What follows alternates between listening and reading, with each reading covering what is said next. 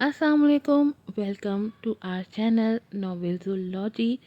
स्वागत है आपका नॉवेल्स की दुनिया में। आपके लिए लेकर आई हूँ बाराने इश्क की एपिसोड नंबर 15 का पार्ट 2। असल को पता चल गई है अपने वालिद की हकीकत और किस तरह से रिएक्ट करेगी अब असल अपने वालिद के साथ, जब उसको पता चला है कि उसकी जो वालदा है उसके ऊपर कितने जुल्म किए हैं उसके वालिद ने। और अलेक्जेंडर कज़न है असल का, ये भी आज उसको पता चला है। देखते हैं अब आज की एपिसोड में क्या होता है आगे। जल्दी से चैनल को सब्सक्राइब कर दें, वीडियो को लाइक कीजिएगा, शेयर कीजिएगा, अच्छे अच्छे रिव्यूज़ दीजिएगा, बेल आइकन को लाजमी लाजमी प्रेस कीजिएगा ताकि तमाम एपिसोड्स की नोटिफिकेशंस आपको वक्त पर मिल सकें। बढ़ते हैं अब हम अपने नावल की तरफ, देखते हैं कि आज नावल में हो क्या रहा है। नावल का नाम है बाराने इश्क, rain of love, episode number 15 का पार्ट 2। उसने ज़ेरे लब दोहराया था और एक तस्वीर में वो रोज़ली की गोद में थी और उसके साथ नीली आंखों वाला बच्चा खड़ा मुस्कुरा रहा था। उसका दिल ज़ोर से धड़का था। वो अलेक्जेंडर था। उसने धड़कते दिल के साथ वो तस्वीर साइड पे रखी थी। आपने मेरे साथ ऐसा क्यों किया बाबा? क्यों? मेरी मम्मा को छीन लिया मुझसे। मैं आपको कभी माफ़ नहीं करूँगी। वो खुद से कहती फिर से अपनी माँ की हर तस्वीर को देख रही थी। मैं तुम्हें अज़ियत नहीं देना चाहता कभी भी हनी भी, लेकिन मैं इस शख्स को जीते जी अज़ियत दे दे के मार देना चाहता हूँ। ये ख्याल ही उसे मार देगा रोज़ कि उसकी बेटी मेरी कैद में है। नीचे सोफे पे बैठा अलेक्जेंडर लब भींचे ये सब सोच रहा था, जिसके चेहरे पे अज़ियत थी। ज़िक्रिया क्यों मार रहे हो मुझे? वो अपने बाल ज़िक्रिया के हाथों से छुड़ाने की कोशिश करती बोली थी। क्यों नफ़रत करता हूँ तुमसे रोज़ली, नफ़रत। क्योंकि नफ़रत करता हूँ मैं तुमसे रोज़ली, नफ़रत। डैड मुझे मॉम के पास जाना है। वो छोटा था, 10 साल का बच्चा जो अपनी माँ के पास जाने की ज़िद कर रहा था। जब अधाम ने उसे गुस्से से देखा था। मॉम मॉम मॉम, जाओ उसी के पास, आते क्यों हो यहाँ तुम? अलेक्जेंडर ने गुस्से से अपनी मुट्ठियां भींची थी। उसका बचपन नफरतों में गुजरा था। नफरतें देखते नफरतें सहते उसके बचपन का हर लम्हा अजियत से भरा हुआ था। वो एक फुटबॉल की तरह था, कभी माँ के पास, कभी बाप के पास, तो कभी रोजली के पास। और वहाँ भी वो रोजली को जिक्रिया की अजियतें सहते देखता। आंखें बंद करके खुद को नॉर्मल करने की कोशिश में वो अपनी कनपटी सहलाने लगा। अपनी सुर्ख होती आंखों से उसने सीढ़ियों की तरफ देखा था। असल अभी तक नीचे नहीं आई थी। वो खामोशी से अब अपने हाथों को देख रहा था। वो नहीं जानता था असल से कैसे पेश आए, वो कैसे बात करे, लेकिन फिर भी वो सुकून होता था। असल को अपने सामने देख के वो पुरसुकून होता था। क्यों? नहीं जानता था वो। अंजलि परेशान परेशान सी, उलझी उलझी सी माइकल के पास आई थी। यूनिवर्सिटी से ऑफ होने की वजह से वो आज सुबह ही से क्लब आई थी। माइकल असल नहीं है कहीं भी। माइकल ने पहले चौंक के उसे देखा और फिर नज़रें चुरा के इधर उधर देखने लगा। होगी यहीं कहीं, और कहाँ जा सकती है? वो कहीं भी नहीं है, उसका सेल भी ऑफ है। कहाँ ढूंढूं उसे मैं अब? अंजलि सर थाम के वहीं बैठ गई थी, जबकि माइकल ताज्जुब से उसके सर झुके सर को देख रहा था। पुलिस को इन्फॉर्म करें? अंजलि ने अचानक से सर उठा के कहा था। क्यों? जवाब अलेक्जेंडर के तरफ से मौसूल हुआ था, जो अभी अभी क्लब पहुंचा था। अंजलि ने घूर के उसे देखा। तुम चुप रहो। अलेक्जेंडर कंधे उचका के दूसरी तरफ देखने लगा, जबकि अंजलि फिर से माइकल को देखने लगी। माइकल, चलोगे मेरे साथ पुलिस स्टेशन? राज की कंप्लेंट लिखनी है। अलेक्जेंडर ने फिर से उसे छेड़ा था। शट अप अलेक्जेंडर, असल गायब है, उसके लिए मैं जा रही हूँ। अंजलि जलती भुनती बोली थी। पुलिस स्टेशन क्या लेने जा रही हो? वो मेरे अपार्टमेंट में है। वो पुरसुकून अंदाज में इत्तला दे रहा था, जबकि अंजलि खुख्वार नज़रों से उसे देख रही थी। तुम्हारे अपार्टमेंट में क्या कर रही है वो? मेरी बीवी है।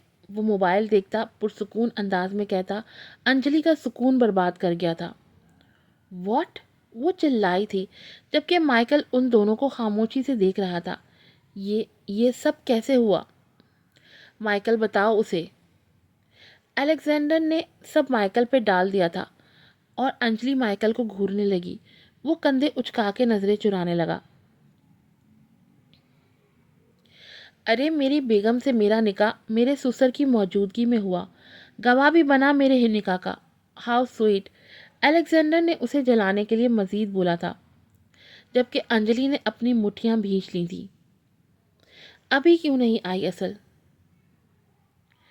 तुम्हें क्या लगता है अंजलि, इतने रोमांटिक हस्बैंड से रोमांस करने के बाद वो इतनी सुबह उठ के क्लब आएगी? अलेक्जेंडर आंख विंक करता बोला। रोमांटिक? सरियल हो तुम, खड़ूस और खपती। अंजलि दांत पीसती उसे कह रही थी। Thank you. वो देखो, विवेक आया है। जाओ पूछो क्या चाहिए उसे। अलेक्जेंडर आईब्रो के इशारे से उसे पीछे देखने को कह रहा था। अंजलि ने पीछे मुड़ के देखा जब अलेक्जेंडर उसके कान के पास झुका। ध्यान रखना कहीं ये भी राज की तरह तुम्हें डम करके ना चला जाए। अंजलि घूर के उसे देखने लगी तो वो कंधे उचका के फिर से मोबाइल देखने लगा। जंगली बेहुदा जाहिल। थैंक यू, अब निकलो यहाँ से, वरना हनी बी का चेहरा देखने को तरसोगी। माई डियर साली साहिबा। अलेक्जेंडर ने उसे आंखें दिखाते धमकी दी थी और अंजलि जनती भुनती वहां से चली गई थी। माइकल, जो उसे ही देख रहा था, अचानक से पूछने लगा, अनीता कहाँ है अलेक्जेंडर? अलेक्जेंडर ने अपने लब भींच लिए थे और उसे घूरने लगा।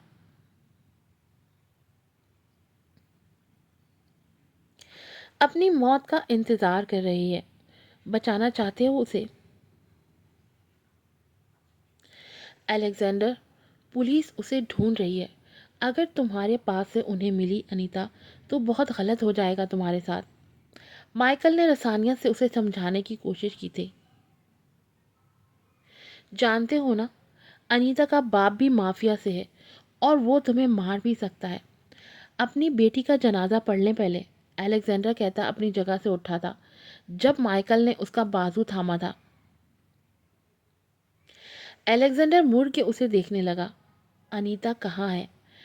अलेक्जेंडर कुछ देर उसे सर्द आंखों से देखता रहा। खुद ढूंढ लो।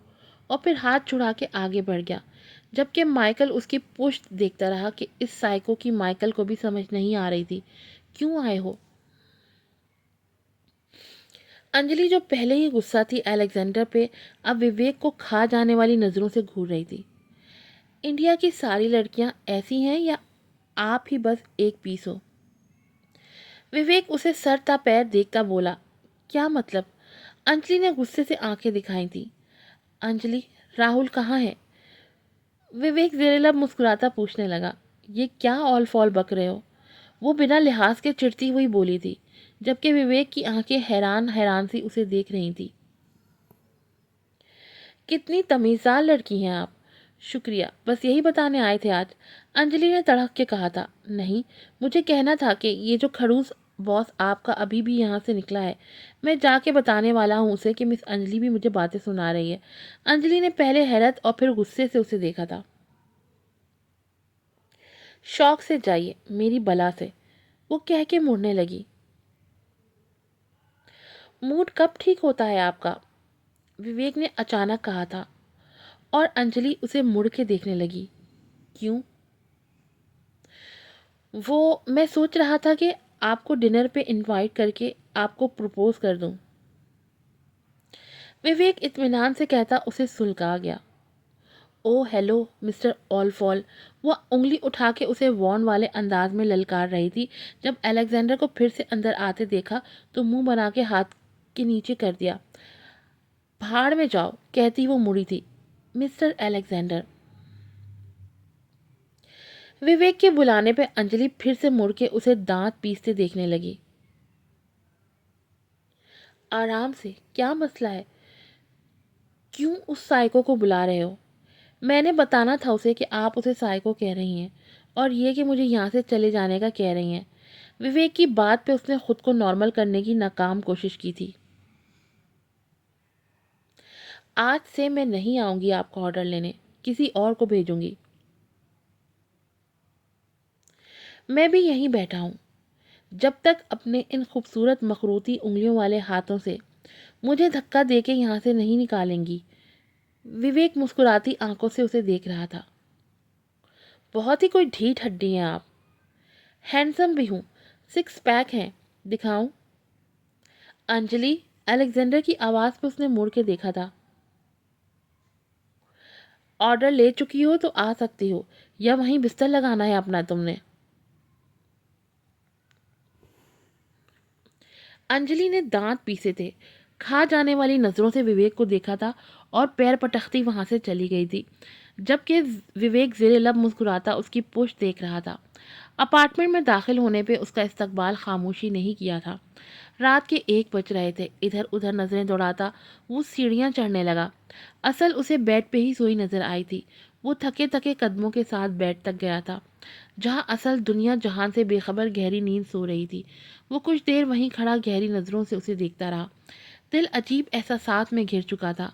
सुकून जैसे रगो पै में सरायत करता महसूस हो रहा था। अलेक्जेंडर अधाम, जिसके नाम से दुनिया खौफ खाती थी, उसके साथ काम करने वाले भी सोच समझ के अपने ख्यालात का इजहार करते थे, जो किसी जिल्लात से शायद कम ना था। कोई नहीं जानता था कि वो उस लड़की की एक झलक देख के जैसे पिघल जाता था। ये बात शायद वो खुद भी नहीं जानना चाह रहा था।